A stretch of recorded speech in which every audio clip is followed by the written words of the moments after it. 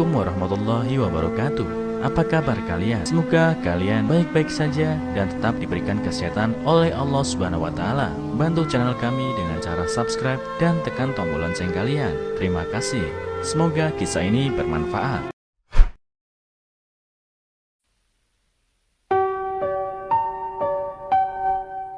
Istri mengetahui suaminya yang tidak ingin memiliki anak telah memiliki wanita lain dan 5 anak. Dikutip dari indonesiatoday.co.id, seorang istri ingin memiliki anak dengan suaminya, tetapi suaminya menolak. Kemudian dalam pernikahan mereka, dia menemukan bahwa suaminya sebenarnya telah memiliki keluarga lain dan merupakan ayah dari 5 anak. Margaret adalah seorang wanita menikah berusia 43 tahun. Dia sangat mencintai suaminya Alex. Tetapi sebagian dari dirinya selalu merasa ada sesuatu yang hilang dalam hidupnya karena dia tidak pernah memiliki anak. Margaret selalu ingin menjadi seorang ibu, tetapi suaminya tidak ingin memiliki anak. Akan jauh dari baik bagi kita untuk tidak memiliki anak. Bagaimanapun juga anak-anak akan meninggalkan orang tua mereka ketika mereka lebih besar, kata suaminya. Alex menjanjikan Margaret kehidupan yang penuh cinta, perlindungan, dan petualangan. Karena mereka tidak memiliki anak, dia berjanji mereka akan pergi berlibur mewah dan berkeliling dunia kapanpun mereka mendapat kesempatan. Namun bertahun-tahun berlalu dan ini akhirnya menjadi janji kosong.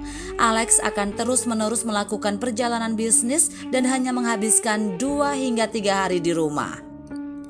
Ini untuk masa depan kita. Dia akan memberitahu Margaret setiap kali dia mengeluh karena tidak bisa menghabiskan waktu bersamanya. Ketika saya pensiun, kita akan menikmati hasil kerja saya dan berkeliling dunia sampai kita bosan bepergian. Margaret berpegang pada apa yang dikatakan Alex. Dia akan membayangkan tentang semua tempat yang akan mereka kunjungi. Tempat-tempat yang hanya akan dia lihat di kartu pos dan majalah. Ketika Margaret pensiun pada usia 40 tahun, dia memiliki banyak waktu luang. Jika dia tidak berada di studio yoga atau studio bersepeda dalam ruangan, dia akan berada di rumah, memasak di dapur atau menonton acara televisi favoritnya. Namun suatu hari Margaret ada di rumah saat hari libur nasional. Studio yoga dan studio bersepeda dalam ruangan ditutup dan acara televisinya tidak merilis episode baru untuk ditontonnya. Bosan dan mencari sesuatu yang berguna untuk dilakukan, Margaret memutuskan untuk membersihkan kamar mereka. Dia mengatur ulang perabotan, melipat pakaiannya dengan rapi ke dalam tumpukan kode warna dan menyedot debu lantai. Akhirnya dia memutuskan untuk membersihkan lemari Alex dari pakaian yang tidak muat lagi untuknya.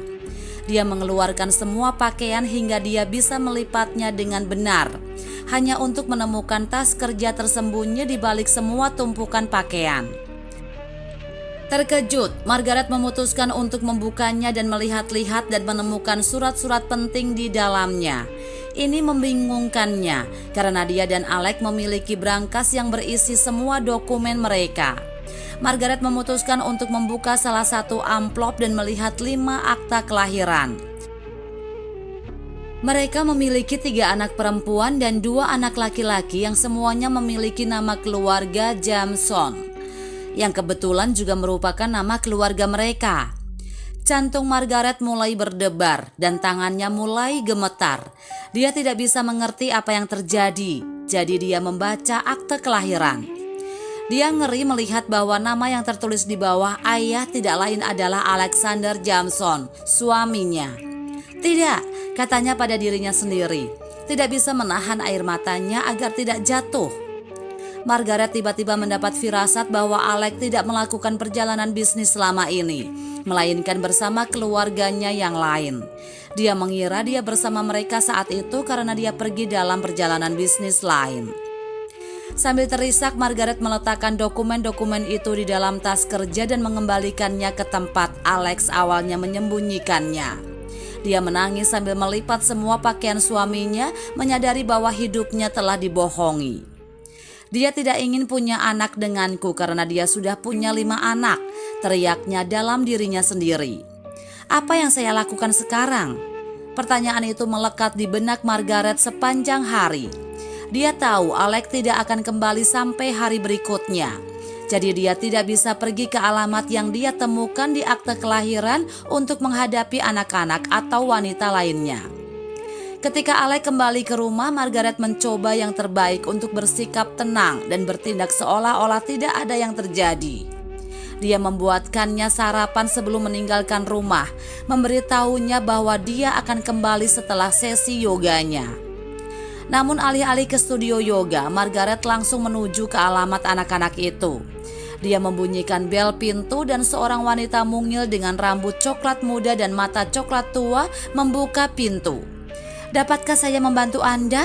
wanita itu bertanya. "Hai, saya Margaret, adik Alex. Saya sudah lama ingin bertemu istrinya, jadi saya memutuskan untuk mampir saat di kota," katanya. Wanita itu tampak bingung seolah mencoba menyebut gertakan Margaret. "Oh, Alex dan saya belum menikah, dan Alex tidak pernah mengatakan kepada saya bahwa dia punya saudara perempuan. Dia selalu mengatakan dia tidak dekat dengan keluarganya," kata wanita itu. Setelah jeda singkat, dia memutuskan untuk membiarkan Margaret masuk. "Tapi bagaimanapun keluarga Alex manapun adalah keluarga kami juga. Saya Lucy, silakan masuk," katanya. Margaret memasuki rumah dan dia bisa merasakan lututnya lemas. Ada foto-foto Alex dengan anak-anaknya tergantung di dinding dan beberapa dengan Lucy, di mana mereka tampak seperti keluarga bahagia yang sempurna. "Ini adalah foto-foto yang indah," katanya, suaranya pecah pada satu titik. "Kenapa kalian tidak menikah?"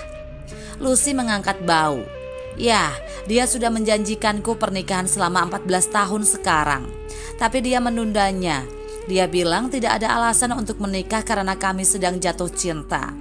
Dia melamarku lagi tahun ini dan kami berencana pernikahan dalam 6 bulan, ungkapnya. Margaret merasa dadanya sesak saat mendengar Lucy mengatakan semua itu. Dia telah bersamanya selama 14 tahun. Dia telah membodohiku selama 14 tahun. Dia berencana untuk menikahinya dan kapan dia akan mengajukan cerai, dia berpikir. Kemudian itu memukulnya. Klaim Margaret untuk warisan kakek neneknya akan keluar dalam 5 bulan. Dia sedang menunggu penyelesaian tiba sebelum mengajukan cerai sehingga dia bisa mendapatkan uang darinya. "Aku benar-benar bodoh," kata Margaret. Lututnya gemetar lagi membuatnya duduk. "Mungkin dia baru saja menikah dan tidak memberitahumu. Itu sebabnya dia belum menikahimu," kata Margaret, terdengar seperti sedang bercanda. Lucy tertawa. "Oh tidak, dia pasti akan memberitahukanku jika dia sudah menikah." Ada keheningan singkat di antara kedua wanita itu ketika akhirnya Margaret tidak bisa menahan diri. "Sebenarnya Lucy, aku istri Alex. Kami sudah menikah selama 16 tahun, ungkapnya sambil memasang cincin berlian di jarinya. Lucy tersentak kaget. "Apa?"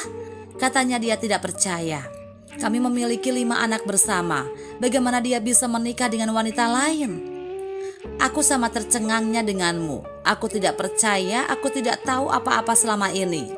Dia melakukan perjalanan bisnis mingguan dan tidak pernah terfikir olehku bahwa ini hanya alibi," Margaret menjelaskan. Lucy mulai menangis. "Itu juga yang dia katakan kepadaku. Dia akan memberitahuku bahwa dia harus melakukan perjalanan bisnis setiap kali dia pergi selama sekitar 2 hingga 3 hari. Aku tidak percaya, aku telah dibodohi."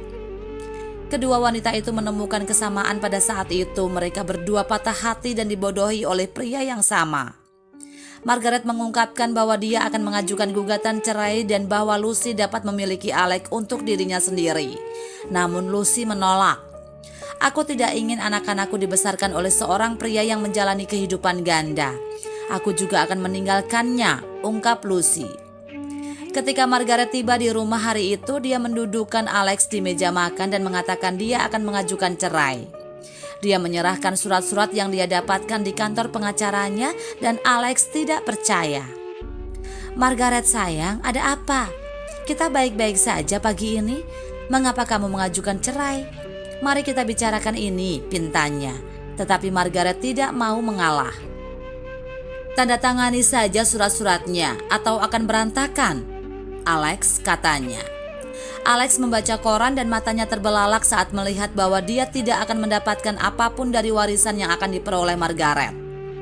Bukankah kita harus membagi aset kita 50-50? Mengapa ini syarat perceraian kita? Tanyanya. Tiba-tiba melupakan permohonannya untuk tidak ingin bercerai. Alex, aku tahu seluruh kebenaran tentang kehidupan gandamu. Jika kamu tidak ingin berakhir dengan apa-apa di dalam rekening bankmu, tanda tangani surat-suratnya, kemasi tasmu dan pergi, kata Margaret. Berusaha sekuat tenaga untuk terlihat kuat, meskipun dia benar-benar patah hati di dalam.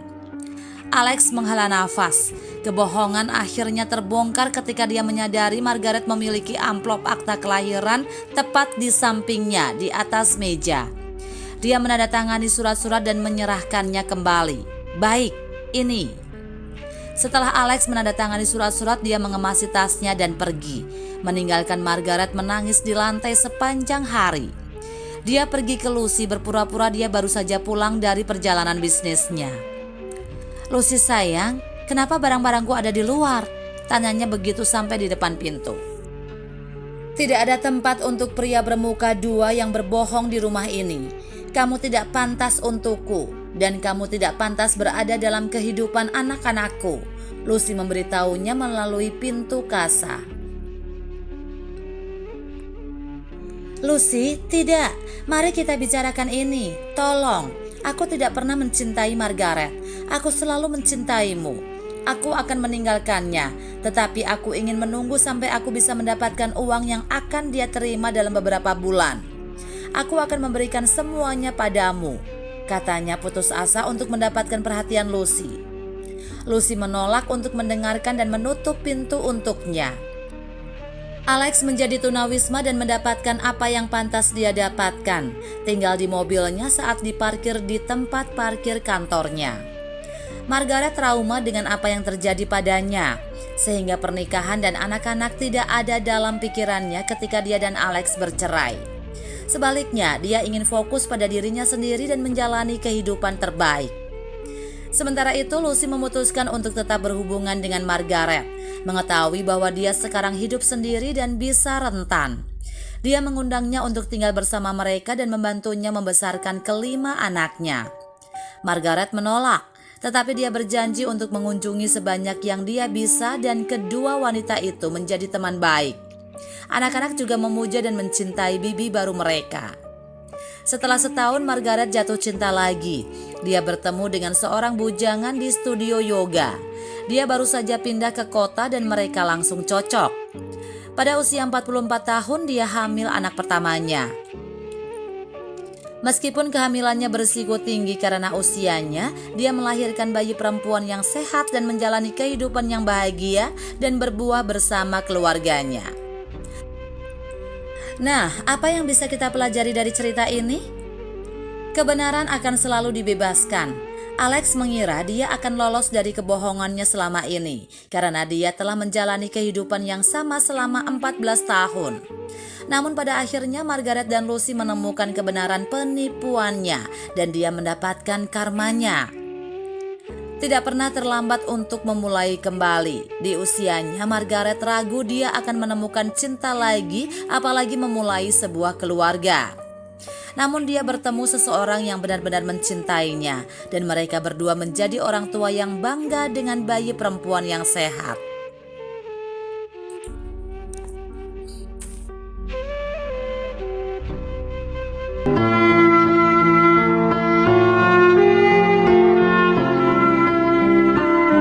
Assalamualaikum warahmatullahi wabarakatuh.